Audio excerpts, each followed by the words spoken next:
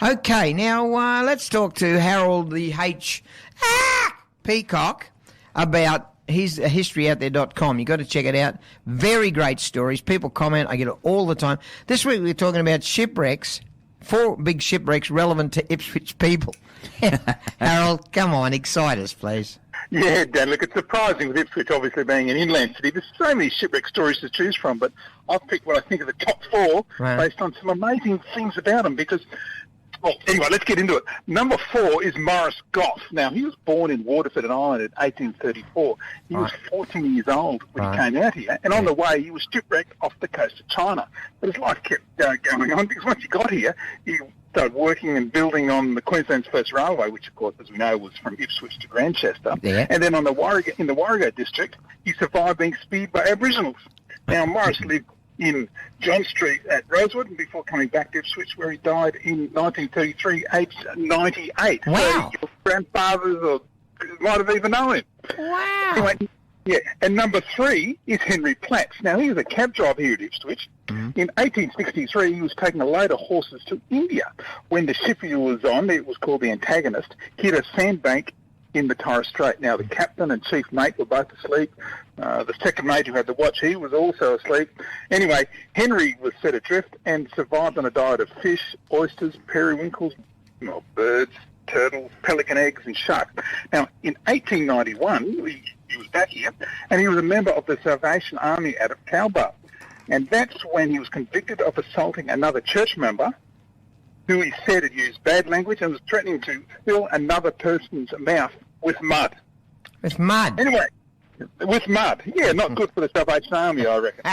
Anyway, number 2 is Louisa Scott. She lived at the Workshops estate out at Bundamba. Right. In 1886, Louisa was left with 8 children when her husband, Frederick Scott, was lost at sea in the wreck of the Keelarwarra off the New South Wales North Coast.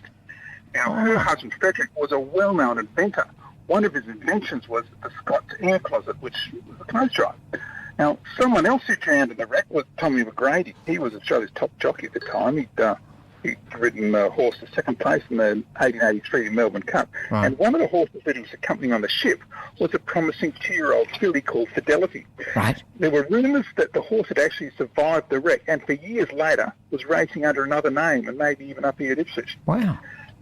But number 1 is Alice Nickland. Now, Alice was 19 years old in 1890 when she survived the shipwreck of the Quetta, in which both her parents died. Now, the wreck became known as Queensland's Titanic. Wow. That's because the Quetta hit an uncharted rock up in Torres Strait, which ripped a hole through the plates from the bow to the engine room and sank in less than 5 minutes. Wow. There are 134 people who drowned. It's still Queensland's worst peacetime maritime disaster. Now, the public was furious because so many crews survived while so many passengers did not.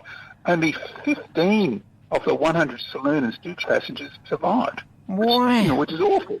Now, Alice lived in Harlan Street in Ipswich. Her husband owned the Horsley bookstore in Nickland Street. And Alice's nephew was Frank Nickland, who in 1957 became the 28th Premier of Queensland. 28th Frank Nickland, yeah, I remember him. But, mate, what great stories about Ipswichites and shipwrecks. I thought they might have been on one of those paddle steamers because they used to come up the Bremer River, and there's lots of rocks in the Bremer River. Yeah, and you reckon there's rocks and there were brothels down there and that kind of stuff. That's but I don't know about that kind of thing. You'd know that. Well, David Greenwood told me that near Walter Williams's place there near the railway. But anyhow, how do we get this story and many others? Yeah, historyouthere.com on the internet. This story will be posted tomorrow morning, but there's 200 other stories there at historyouthere.com. Wonderful information about the history of this great town. You're on West Bremer Radio 819.